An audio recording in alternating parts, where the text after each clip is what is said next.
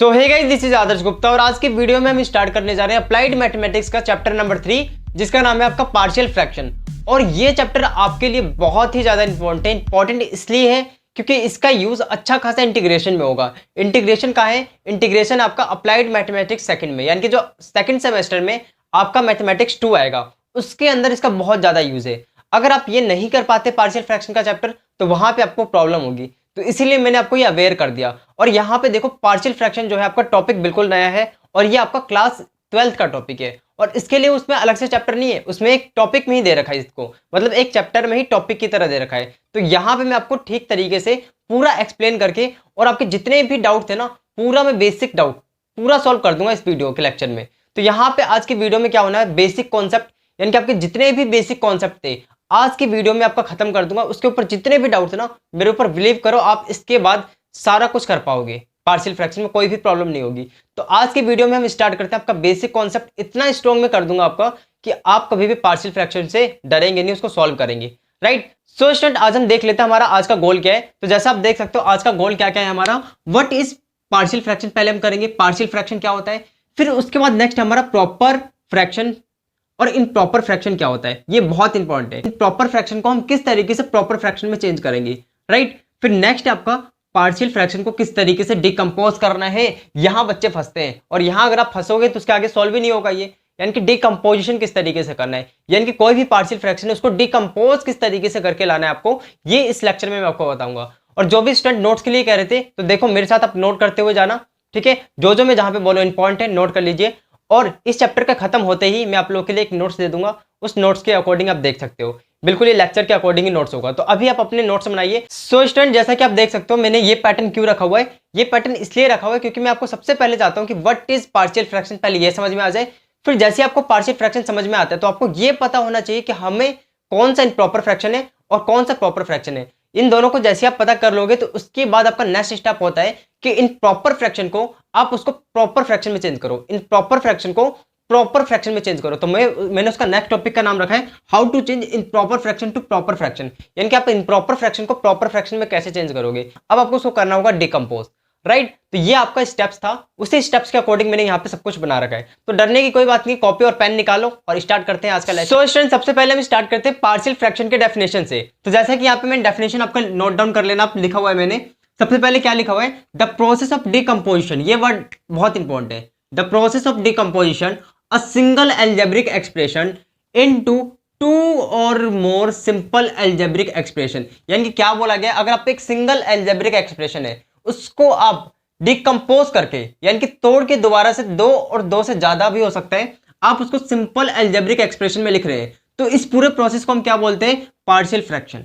ठीक है, partial fraction बोलते हैं। दोबारा बता देता हूं मैं, पार्शियल फ्रैक्शन एक ऐसा प्रोसेस है जिसमें हम एक सिंगल एल्जेब्रिक एक्सप्रेशन को डिकम्पोज करके दो या फिर दो से ज्यादा एल्जेब्रिक एक्सप्रेशन में लिखते हैं। जैसे फॉर एग्जांपल आप मान low consider a rational algebraic function fx upon gx, ये हमारा एक रैशनल फंक्शन है।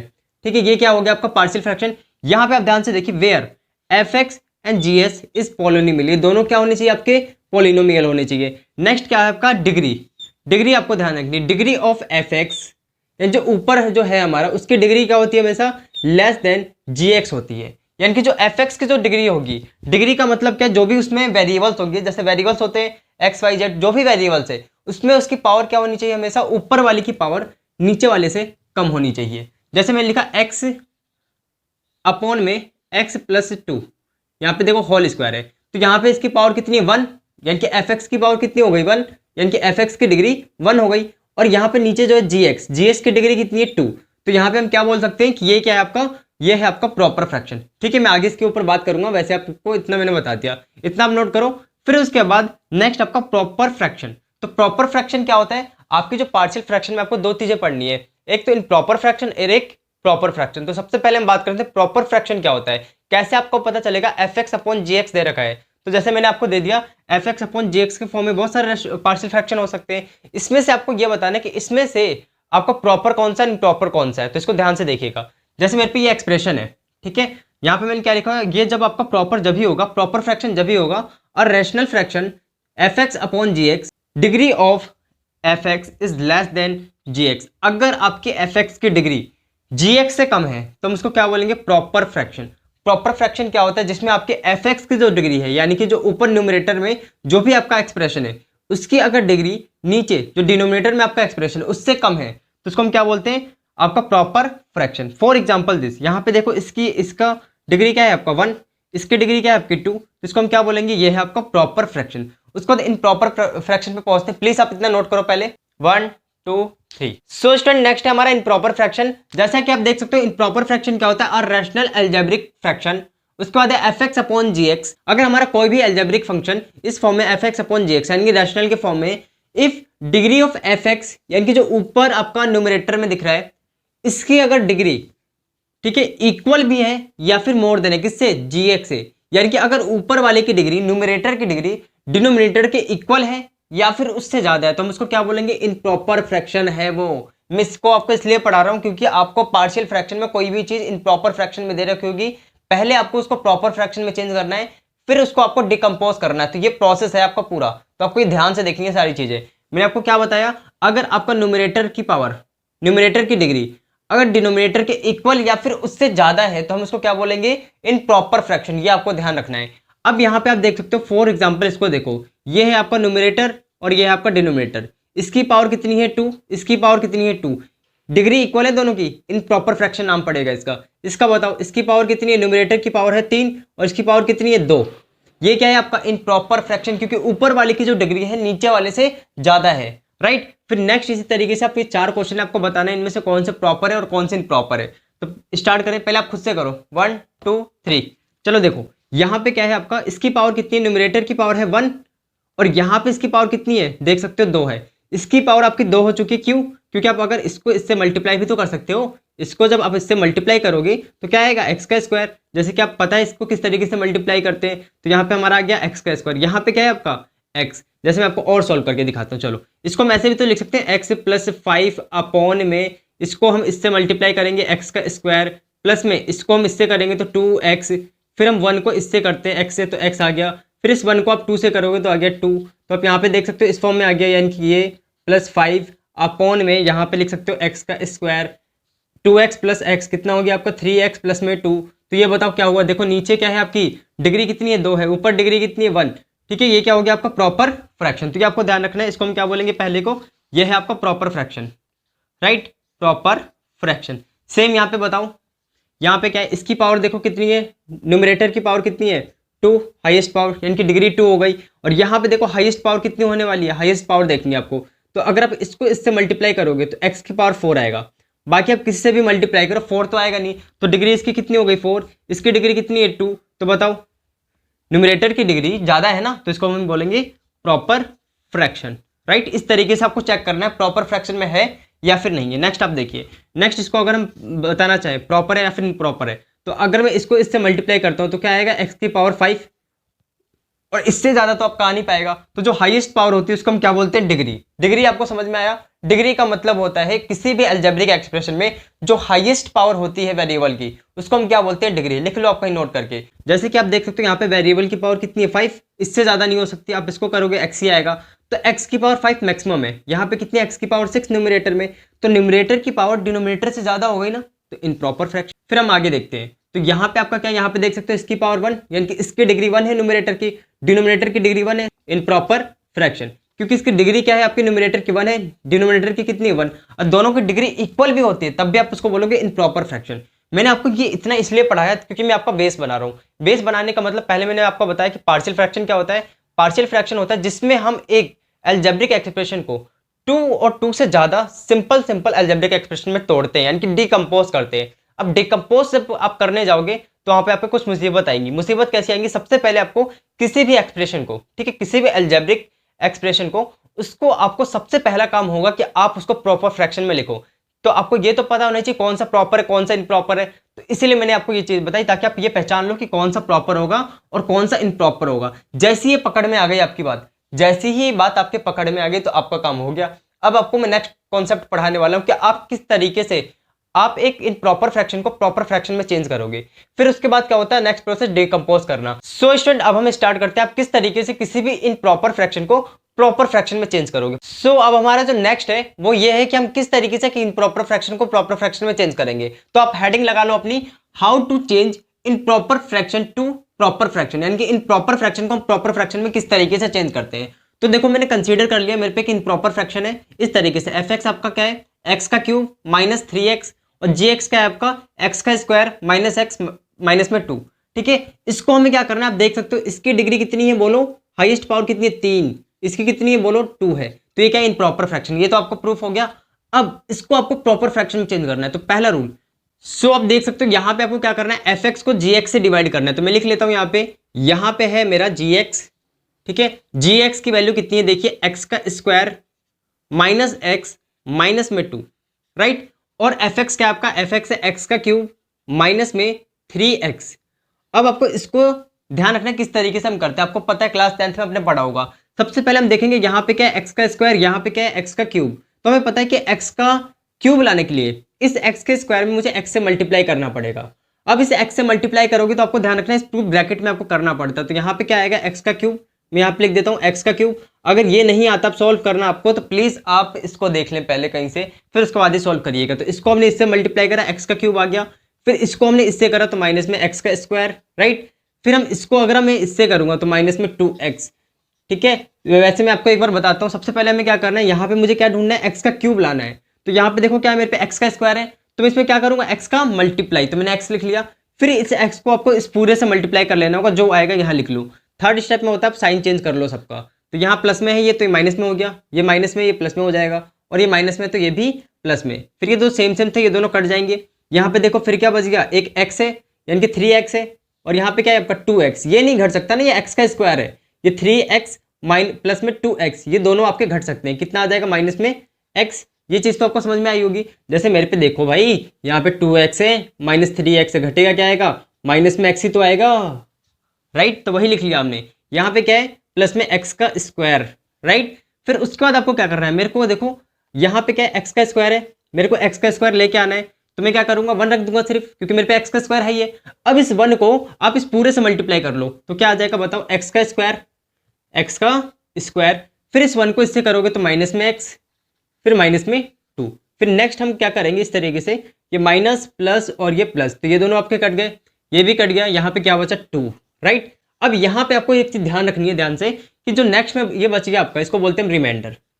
ठीक है, रिमाइंडर, राइट। और यहाँ पे जो आपको बताया बचा है, इसको हम बोलते हैं कोटेंट।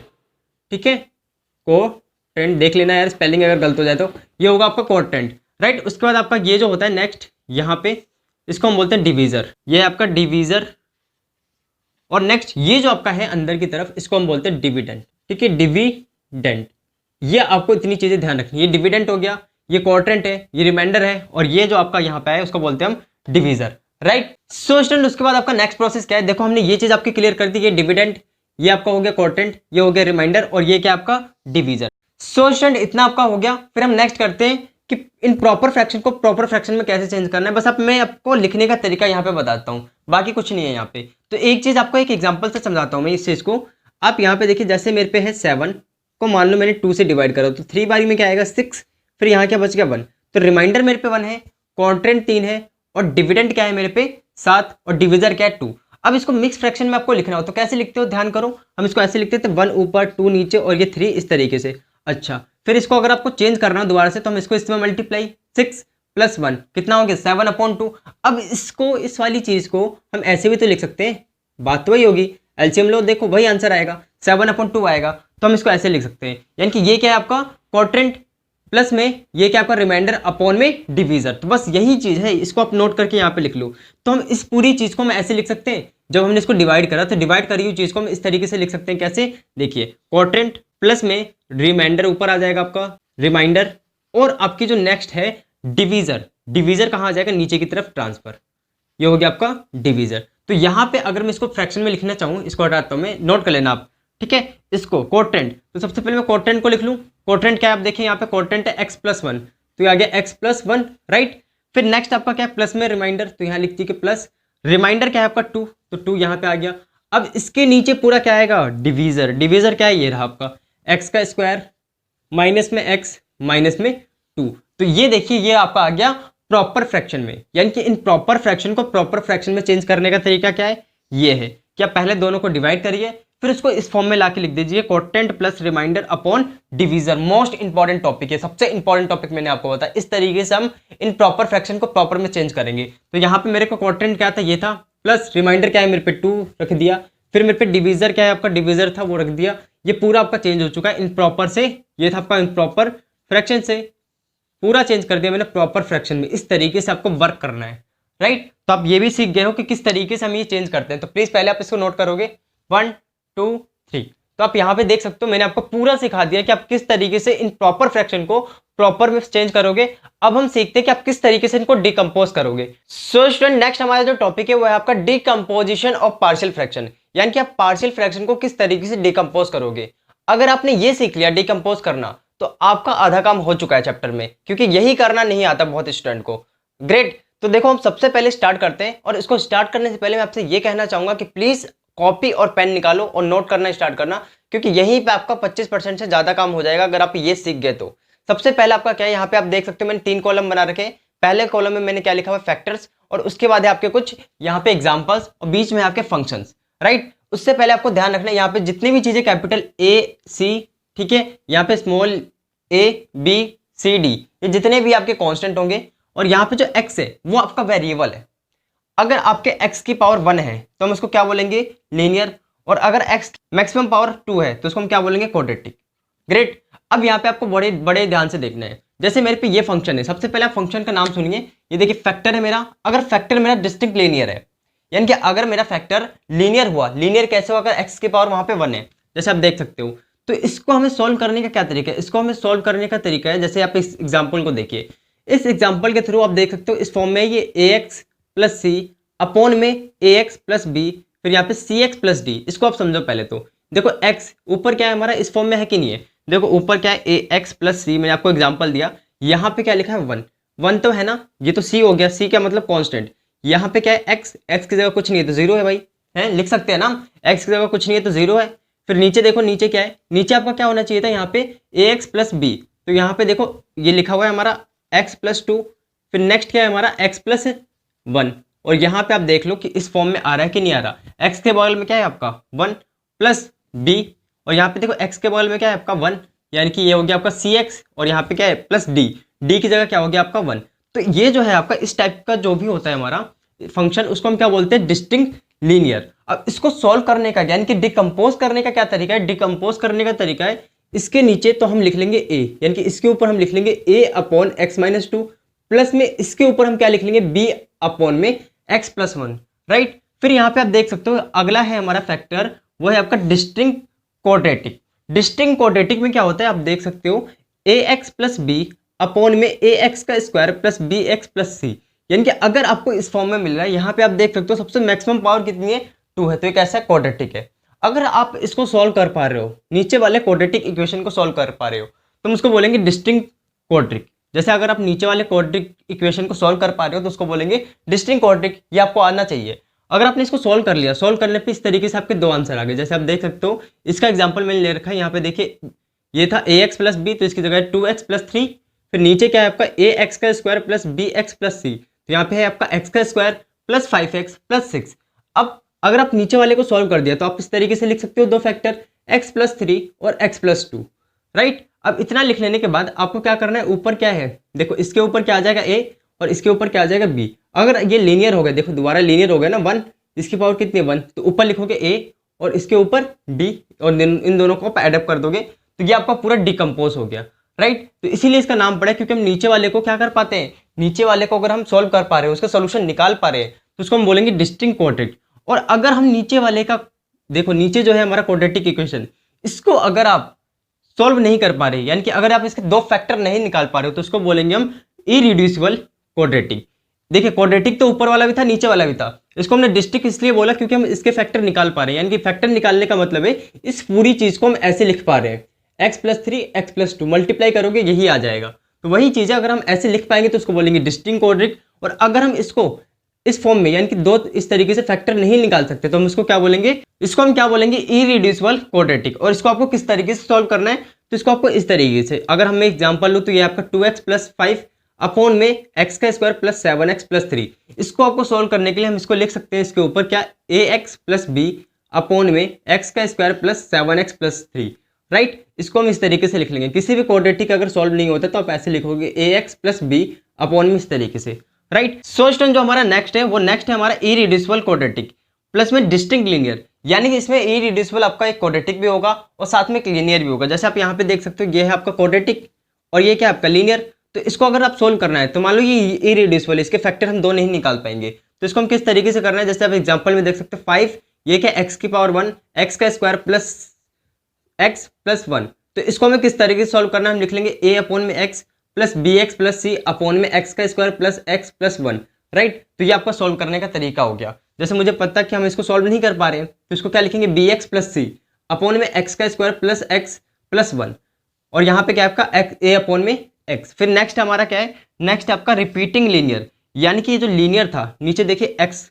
ए एक्स प्लस बी है ऊपर और नीचे क्या है ए एक्स प्लस बी और इसकी पावर होल स्क्वायर, यानी कि जैसे कि आप यहाँ पे देख सकते हैं ये है आपका 2x प्लस 5 अपॉन में 2x प्लस 1 का होल स्क्वायर। तो इसको किस तरीके से करना है आपको, यहाँ पे आप लिख लोगे a अपॉन में 2x प्लस 1 प्लस में b अपॉन में 2x प्लस 1 का होल स्क्वायर। यानी कि अगर यहाँ पे इस तरीके से भी होता, ठीक है, इसकी पावर कुछ भी होती, मान लो इस तरीके से है ना 2x प्लस 1, इसकी पावर 2 ना करके कहाँ तक होती 3 तक, तो हम इसको रिड्यूस करके आगे तक लिखते रहते हैं। जैसे a अपॉन में क्या आएगा 2x प्लस 1, इसकी पावर हम 1 लेते, फिर हम लिखते b के बाद हम क्या लिखते 2x प्लस 1 और इसका क्या लिखते स्क्वायर, फिर हम दोबारा लिखते c और यहाँ पे हम लिखते 2x प्लस 1 और इसकी पावर अब हम q लिखते। यहाँ पे जितनी पावर है उसी तरफ से हम आगे की तरफ बढ़ते जाएंगे, पहले पावर 1 लेंगे नीचे, फिर 2 फिर 3। अगर यहाँ पे 4 होता तो हम इसके बाद क्या लिखते d अपॉन में 2x प्लस में 1 और इसकी पावर कितनी 4, राइट। तो ये चीज़ आपको क्लियर हो जानी चाहिए। यानी कि मेरे कहने का मतलब ये है कि यहाँ पे कुछ भी है आपका, ठीक है, अगर ये रिपीटेड है तो उसको वहीं तक लिखेंगे रिपीट करके जहाँ तक उसकी पावर है। जैसे मेरे यहाँ पे पावर 2 है तो हमने पहले 1 लिखी इसकी पावर, फिर इसकी पावर 2, इस तरीके से। अगर यहाँ पे 100 होता तो हमें क्या लिखने पड़ती, पहले 1 2 3, लेकिन आप कंफ्यूज मत हो, ऐसा नहीं होगा। बेसिकली यहाँ पे 3 या फिर 4 पावर होती है, इतनी होती है, राइट। उसके बाद हमारा नेक्स्ट क्या है, नेक्स्ट है आपका रिपीटिंग लीनियर एंड प्लस में डिस्टिंक्ट लीनियर, यानी कि आपकी रिपीटिंग लीनियर है, देखो रिपीटिंग लीनियर और ये आपका डिस्टिंक्ट लीनियर, यानी कि ये तो रिपीट नहीं हो रहा है, ठीक है, और ये क्या आपका रिपीट हो रहा है। तो इसको हम क्या करेंगे, सिंपल, सबसे पहले ये देखो एग्जांपल आपका, इसको हम लिख सकते हैं, ये तो आपका a के फॉर्म में हो जाएगा क्योंकि लीनियर है, तो a अपॉन में x plus 1 plus b upon में, अब इसको हम रिड्यूस करके आगे तक लिखेंगे तो यहाँ पे क्या आ जाएगा 2x प्लस 3 की पावर 1, फिर यहाँ पे c प्लस में c अपॉन में 2x प्लस 3 की पावर 2। तो ये आपका पूरा कंप्लीट हो गया। फिर उसके बाद हम नेक्स्ट करते हैं, 2 और बचे हुए, प्लीज आप इतना नोट करो, रिपीटिंग क्वाड्रेटिक प्लस लीनियर। अगर आपका इस तरीके से रिपीटिंग क्वाड्रेटिक है और साथ में आपका लीनियर भी है, जैसे आप देख सकते हो ये आपका क्वाड्रेटिक इक्वेशन क्या हो रहा है, रिपीट हो रहा है, यानी कि इस पर होल स्क्वायर है, यानी कि यहाँ पे पावर कुछ भी हो सकती है, ऐसा नहीं कह रहा मैं स्क्वायर ही आपकी पावर, यहाँ पे कुछ भी हो सकती है, यानी कि n हो सकती है आपकी पावर, राइट, कुछ भी हो सकता है, मेरे कहने का मतलब है। तो आप इसको कैसे सॉल्व करोगे, तो सबसे पहले यहाँ पे हमें इसे सॉल्व करने से पहले आपको ये ध्यान देना कि ये लीनियर है और ये कैसे आपका रिपीटिंग क्वाड्रेटिक है। तो इसको सॉल्व करने के लिए सबसे पहले तो इसके ऊपर आप देखो इस तरीके से हमारा ये क्या आ जाएगा a अपॉन में 3x प्लस 5, फिर प्लस में इसको आप कैसे लिखते हो, मान लो यहाँ पे पावर आपकी 2 है अभी, ठीक है, अगर 2 होती, देखो जैसे यहाँ पे आप इसकी पावर कितनी है 2, तो इसको हम किस तरीके से लिखेंगे, पहले हम लिखेंगे bx प्लस सी, क्योंकि क्वाड्रेटिक है ये, तो क्वाड्रेटिक को हम इस फॉर्म में लिखते हैं bx प्लस सी और नीचे आपका आ गया 5x का स्क्वायर प्लस 7x प्लस 3। अब यहाँ पे होल स्क्वायर था ना, तो पहले हमने पावर इसकी 1 लिखी, अब क्या लिखेंगे इसकी पावर 2, यानी कि dx प्लस ई, इसको आपको चेंज करना है, dx प्लस ई अपॉन में 5x का स्क्वायर प्लस 7x प्लस 3 का होल स्क्वायर। तो ये पूरा कंप्लीट हो गया। तो सबसे पहले आप डिक्रीजिंग से उसको इंक्रीजिंग की तरफ लेके जाओगे, यानी कि मेरे कहने का मतलब है उसकी पावर को इंक्रीज करते हुए चले जाओगे। जैसे यहाँ पे इसकी पावर कितनी थी 2, तो हमने इसको ऐसे लिखा क्योंकि क्वाड्रेटिक है ये, ठीक है, bx प्लस सी के फॉर्म में, फिर इसकी पावर कितनी लिखी 1, फिर उसकी पावर 2, यानी कि आप उसको इंक्रीज करते हुए चले जाओगे उसकी पावर को, और जब तक इंक्रीज करोगे जब तक आपको मिल नहीं जाता जो इसके ऊपर पावर थी। जैसे इसकी पावर 2 है तो जब तक हम इसको इंक्रीज करेंगे जब तक इसकी पावर कितनी नहीं हो जाती 2 नहीं हो जाती, और अगर इसकी पावर कितनी है 4 है तो हम इसको उसकी पावर जब तक इंक्रीज करते जाएंगे जब तक जो भी था आपका पावर वो नहीं मिल जाता, जब तक आप इसको करते ही जाओगे। फिर आपका नेक्स्ट आपका repeating quadratic and repeating linear. यहाँ पे आप देख सकते हो, यह आपका रिपीटिंग लीनियर, ठीक है, और ये आपका रिपीटिंग क्वाड्रेटिक, और यहाँ पे क्या है आपका डिस्टिंक्ट लीनियर भी है, तो यह है आपका डिस्टिंक्ट लीनियर। इसको सॉल्व करने का क्या तरीका है, फॉर एग्जांपल दिस, यहाँ पे आप देख सकते हो रिपीटिंग लीनियर है, रिपीटिंग क्वाड्रेटिक है, और ये आपका क्या है लीनियर है। तो इसको सॉल्व करने का तरीका, पहले बताओ इसको क्या लिखोगे, a अपॉन में x प्लस 1, फिर आप इसको क्या लिखोगे b अपॉन में x प्लस 2, फिर इसकी पावर इंक्रीज करते हुए चले जाओगे आगे तो ये 2 हो गई पावर c अपॉन में x प्लस 2 का होल स्क्वायर। फिर नेक्स्ट आपका क्या है ये क्वाड्रेटिक, तो हम क्या लिख लेंगे dx प्लस e और यहाँ पे आ जाएगा x का स्क्वायर प्लस x प्लस 1।